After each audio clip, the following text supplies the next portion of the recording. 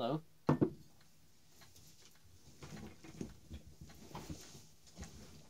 Today, I finally worked out a solution for the square one. You know, I've made attempts in the past to solve it. Nothing was ever really successful, but I finally worked out a way to get around the problem I'd been having with it, albeit a tremendously long-winded one. But this is the latest version of it. I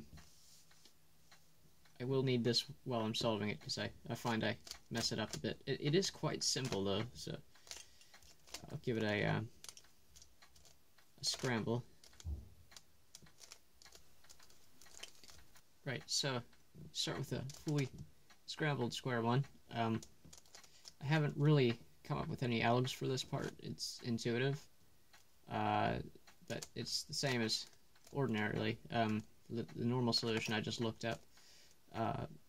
You'd want to get it into a cube. So I normally just do this part intuitively because I could get it no matter what. I could get it to a certain point. You know, I'm quite slow at it.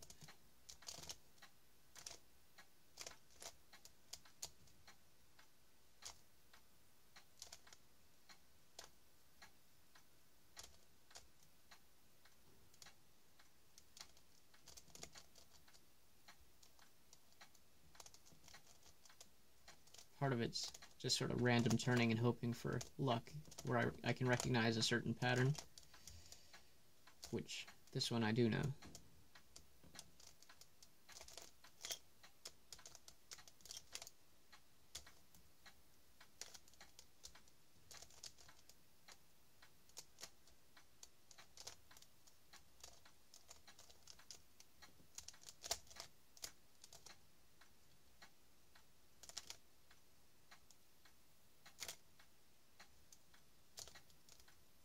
So you want to get it to one side like this, and one side a bit like this, and then you'd want to kind of put one of these over here. So something like that. I messed that up somewhere along the way.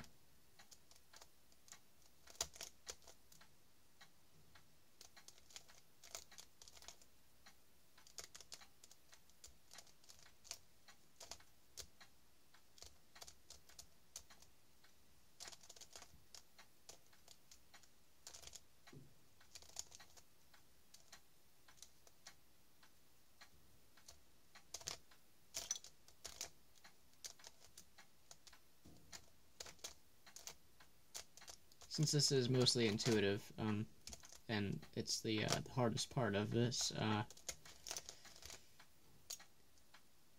probably just edit this out. Right, so it took me long enough to remember how exactly I did this. So I get it to a point where you have two of these. I actually forgot to film while I was remembering this. You get it to a point where you have a square, just like the square edge, and then you just leave that down there. Then what you want to do is you want to put another square edge up here, and you want to put two pairs together. It doesn't matter if they're here or here, and it doesn't matter which side is which, because there is just a sort of intuitive set of moves I worked up to sort of transition between those. So now what you do, you have it back into a cube, and that is a very noisy... I forgot how noisy this thing is. What you want to do is you'd want to just match up these corners here. Whoops. I'll do this, just preserve that. So, how can I do this?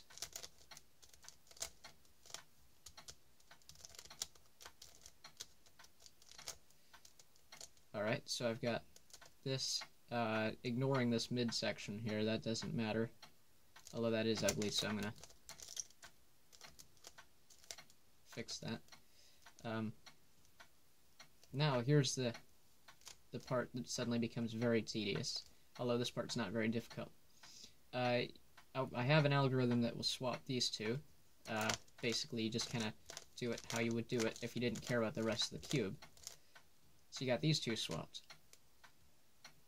Now, you look at this, and that's done a diagonal swap there. So, I'll just misalign that and just do that, and because it's a diagonal swap, that means if I do that same thing that I did to get these two corners together twice down here, because it will undo the diagonal swap that way, I think I'm gonna, yeah, then that will undo the diagonal swap on the top layer. So I now have this part solved, and I have all the corners solved. Just fix that up a bit there.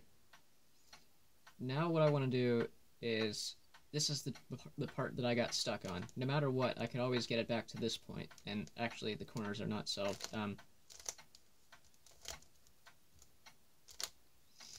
Here we go. So I got all the corners in place. I could always get it back to this point, no matter what. And with a bit of luck, sometimes I could get these edge pieces in place, just sort of intuitively. But I've worked out that that wasn't the important thing. By sort of doing that same move, I tried a few different notations. I've tried a few different ways of recording what colors were on each side. Eventually I just got lazy and took pictures, and then it was easier to see than trying to write down where each sticker was. So at that point, I realized if I were to, like, watch this blue one here, and this red, and this orange. Now, if I just misalign this, and I just do my corner swapping move, then that does a J-perm here, I realized, between this axis. But let me go back to what I had originally tried. Originally, I tried to apply a similar method that I used on here, which was where I got the corner swapping algorithm. Actually, the corner swapping algorithm was from my original 3x3 method, but it works because the idea is that, you know, once you get the corners oriented, if you do a 90-degree turn, that suddenly changes the orientation. But if you do a 180-degree turn, that preserves the orientation. That was my thinking. So once you get all the corners in place, then you would have something like this, where, you know, you've got that same thing. And if I want to put this white and orange piece in here, I worked out that I can swap these two just easily enough by going like this. So if and then this is just, let me just tidy this up a bit. So then that leaves these two, which I'll just leave off to the side for now. But basically, if I wanted to do that same thing on here, which was what my initial thinking was, if I want to put a red piece in here, then I would put that, where's the red piece? Oh, the red piece is there. That's a bad example.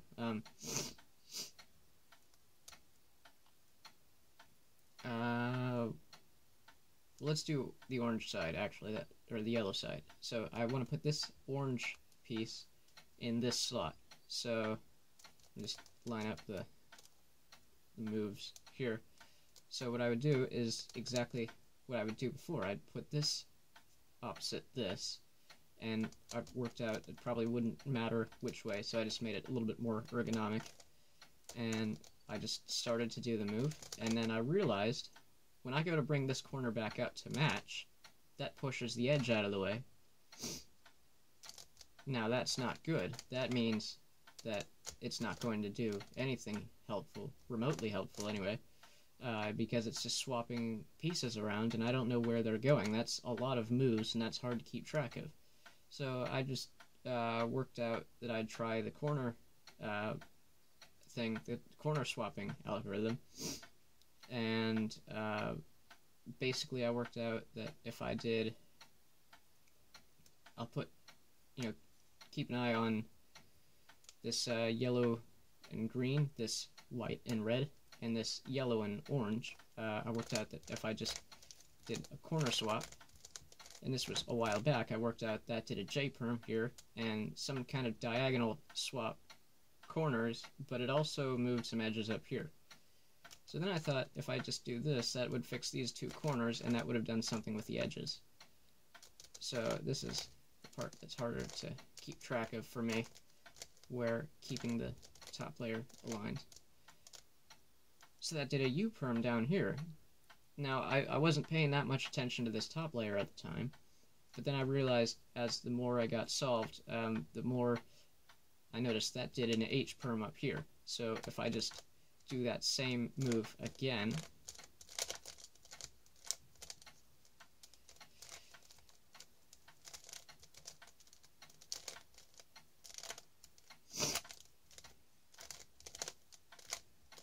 then I have cycled this piece that was white and red to here, the yellow and orange piece to here, and the yellow and green piece to here. Well, that's performed a U-perm out on the bottom layer without doing anything on the top layer. Now here's the part that got very, very difficult, and this has a bit of luck involved, making sure that there's no parities. So, alright, first thing, what you'd want to do is get this together like that. Then you can just simply go like that. You have 3 of the 4 edge pieces in there, just intuitively. So now here's the difficult part. Put that in the back there, and now I've got this set up. What I want to do now is the same U-perm, and that would put these two next to each other. And I want to remember that I want the slice to go this way when I put it back. So I just do the same thing I did before.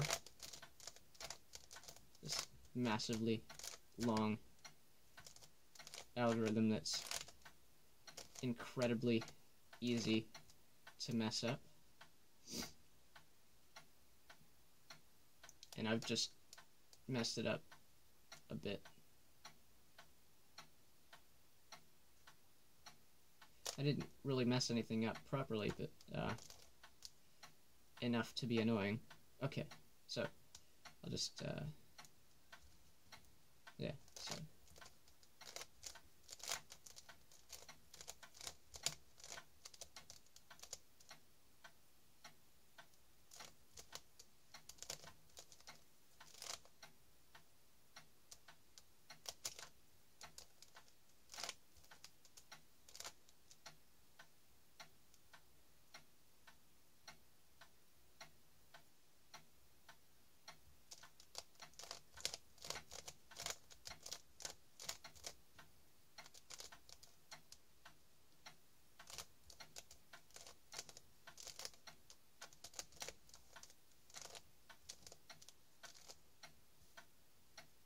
So what I've just done there is I've put this piece here and the piece that was here. I was something along the lines of that. I wasn't paying attention, so I should have written down which direction these would move. But I know it's a U-perm, so if I do it one more time, I'll have them both in these 2 slots. So that's what I want. So that, or not those 2 slots, these 2 slots. So that way when I put it back, I'll have that. So I'll just do it one more time here.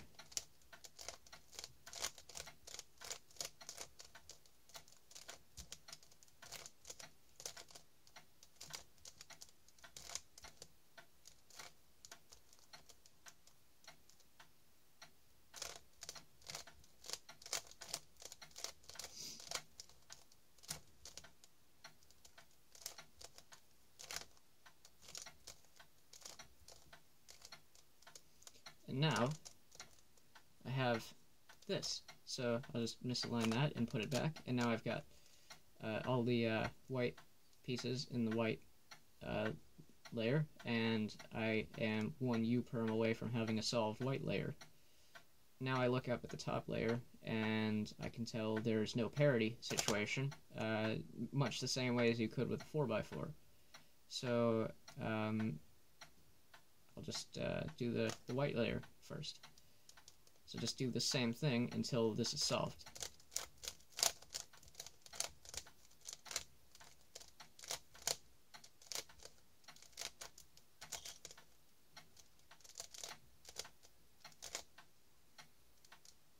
Now, because I'm not concerned about undoing the H-perm in the top layer, I can get away with only doing half of it, because now it's just a little bit away. So if I just do it twice, what I just did twice, that'll probably do it.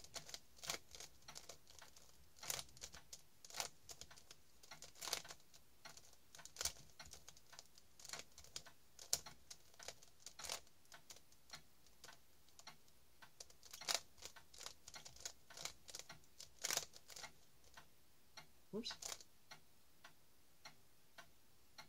Oh, don't tell me I messed that up.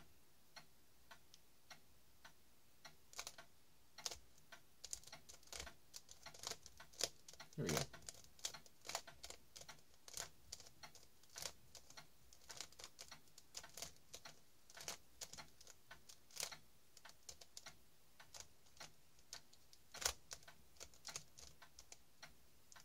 And that's basically it. Let me just fix this.